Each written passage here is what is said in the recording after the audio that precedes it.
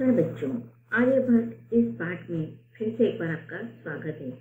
आज हम किससे इस पाठ्य पुस्तक से पाठ क्रमांक 19 पढ़ने जा रहे हैं, जिसका शीर्षक है आर्यभट्ट। आर्यभट्ट इस पाठ का ये सेशन क्रमांक दूसरा है। इसके पहले सेशन में हमने आर्यभट्ट इनके संक्षिप्त जानकारी हासिल की है।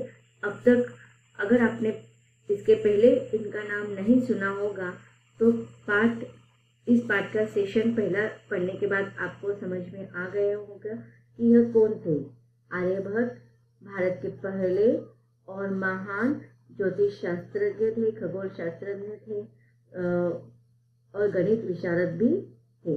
इन्होंने तरह तरह के नए नए खोज किए हैं और अंधविश्वासों का खंडन किया है।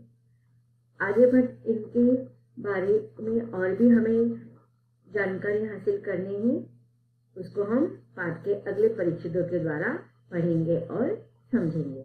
चलिए जल्दी से पाठ्य पुस्तक निकालिए। तो बच्चों, अब तक हमने पाठ में क्या पढ़ा था कि भारत के प्रथम और महान खगोलविद, महान गणितज्ञ तथा महान ज्योतिषी के रूप में अपना स्थान बनाने वाले आर्यभट्ट, इनका जन्म 476 ईस्वी सन में गोदावरी और नर्मदा नदी के बीच अश्मक प्रदेश में हुआ था।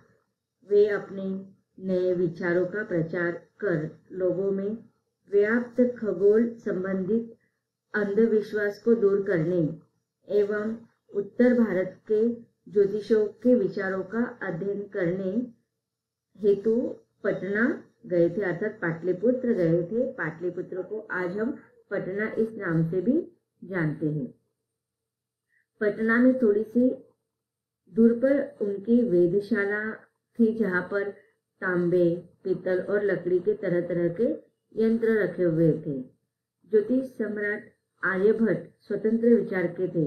उन्होंने पुराने विचारों का खंडन किया और नए विचारों की स्थापना की। इनके द्वारा लिखा गया कौन सा ग्रंथ हमने देखा है, पढ़ा है, तो याद है आप लोगों को? हाँ, आर्यभट्टियम। Very good. अब आपके पाठ्य पुस्तक में देखो, जो स्पेलिंग होगा उसको आप लिखेंगे। कहीं कहीं पर यह आर्यभट्टियम लिखा हुआ है, कहीं कहीं पर यह आर्यभट्टियम भी लिखा है, तो गलत है। उनके ग्रंथ का नाम आर्यभट्टियम है, उसे हम आर्यभट्टीय नाम से भी जानते हैं।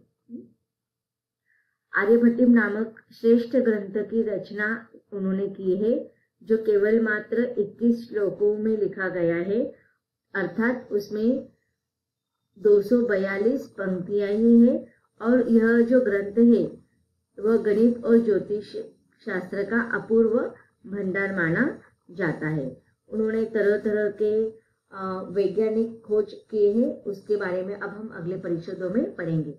हमने यह परिच्छेद की 2-3 पंक्तियां इसके पहले सेशन में पढ़ी थी, अब इसे हम कंटिन्यू करते हैं। आर्यभट्ट महान ज्योतिष शास्त्री थे। उन्होंने अपने काल में फैले अनेक अंधविश्वासों का खंडन किया है।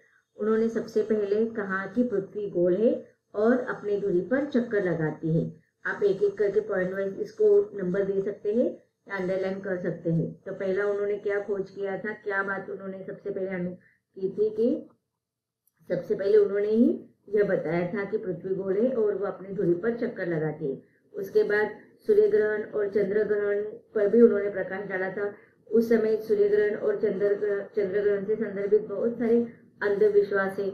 आज भी हम कहीं कहीं पर ये अंधविश्वास देखते हैं कि सूर्य ग्रहण और चंद्र ग्रहण जब होता है तो घर से बाहर नहीं निकलना चाहिए, खाना नहीं खाना चाहिए, ये नहीं करना चाहिए, वो नहीं करना चाहिए। ये बहुत सारे अंधविश्वास के थे, लेकिन उसका असर हमारे मानव शरीर पर इतना भी गलत नहीं होता है कि क्योंकि सिर्फ उसके जो प्रभाव हो उसे शरीर पे हमारे असर न हो जाए, इस कारण उस चंद्र ग्रहण और सूर्य ग्रहण के प्रखर तीव्रता से बचने के लिए हमें सिर्फ सावधानी बरतनी चाहिए। यही उसके पीछे का कारण होगा, लेकिन बहुत सारे लोगों ने उसके पीछे बहुत सारे अंधविश्वास जोड़ दिए थे। तो यह अंधविश्वासों का खंडन उस समय आर्यभट्ट इन्होंने किया है।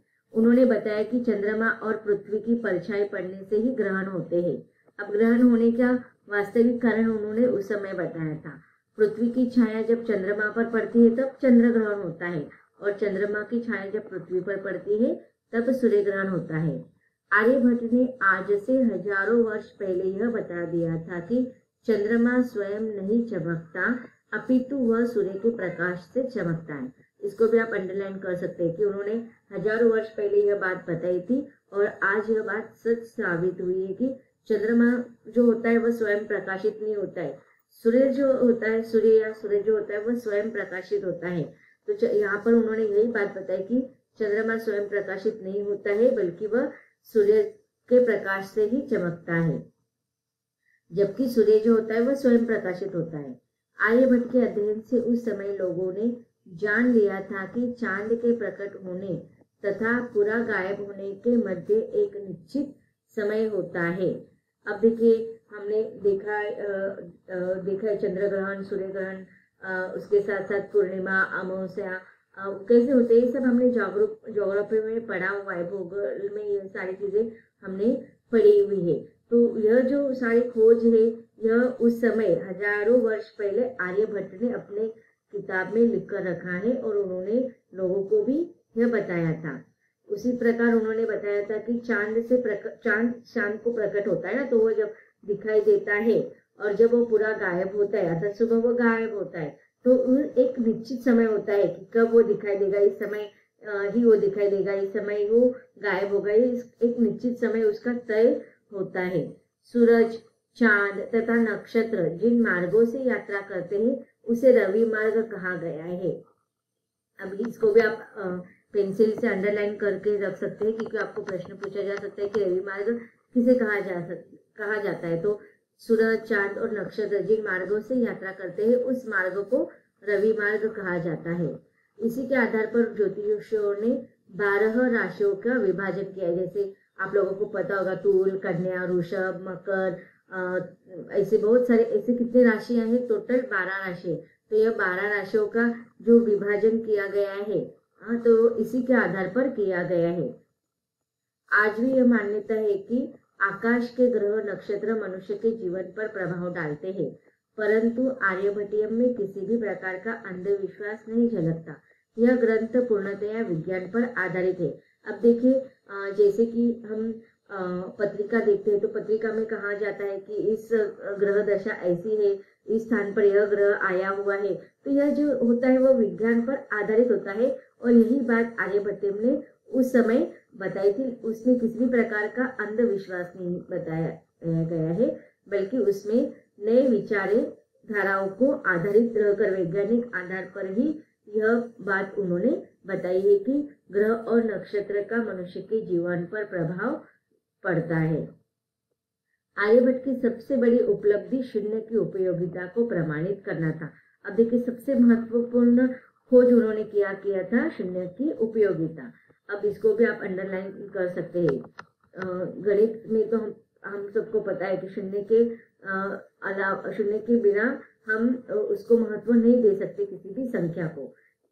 शून्य की उपयोगिता को प्रमाणित करने में सबसे महत्वपूर्ण जो स्थान है वह आर्यभट्ट इनका ही है, जिसके आधार पर बड़ी से बड़ी संख्या को सरलता से लिखा जा सकता है। कंप्यूटर के माप में शून्य का महत्व सर्वविदित है। अंतरिक्ष की सभी गणनाएं इसके बिना असंभव है। कुछ विद्वानों के कथनानुसार शून्य का ज्ञान भी सर्वप्रथम आर्यभट्ट ने ही दिया है। आर्यभट्ट ने अंकगणित, बीजगणित और रेखागणित के अनेक सिद्धांत अपनी पुस्तक में दिए हैं। तो उन्होंने जो ग्रंथ लिखा है, एक ही ग्रंथ उन्होंने लिखा है, लेकिन उसमें सारी यह जानकारी दी गई है। अंकगणित, बीजगणित और रेखागणित के सारे सिद्धांत उनके पुस्तक में दिखाई देते हैं। उस समय वृत्त के व्यास और परिधि की जानकारी कम ही गणितज्ञों को थी। आर्यभट्ट ने आज से लगभग 1500 वर्ष पहले अनुसंधान किया, इसकी खोज की, और अनुसंधान का अर्थ होता है खोज करना, और बताया कि यदि वृत्त का व्यास ज्ञात है तो वृत्त की परिधि मालूम की जा सकती है। आर्यभट्ट ने गणित की असंख्य बारीकियों को बड़ी कुशलता से समझाया तथा नए नए सिद्धांतों को भी स्थापित किया। तो इस प्रकार अंकगणित, बीजगणित और रेखागणित की सारी जानकारी उन्होंने अपने ग्रंथ में लिख दी थी उसी 1500 वर्ष पहले।